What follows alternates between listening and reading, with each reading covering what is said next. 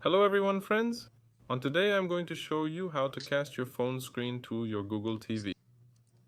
To do this, go to the settings and make sure that we are connected to the same Wi-Fi or the internet. That's it.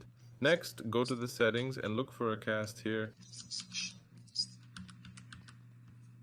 To do this, go to the cast system and set always here. That's it.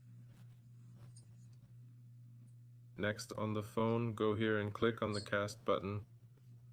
Click apply. Make sure you're connected to the same Wi-Fi. That's it, and there is a search for the nearest devices, and after a while your TV will appear here, and just select it from the list. If you don't see it here, make sure you're connected to the same Wi-Fi and that you have this feature enabled on your TV, which I've enabled. Pilar was with you. Like, subscribe to the channel. Goodbye everyone.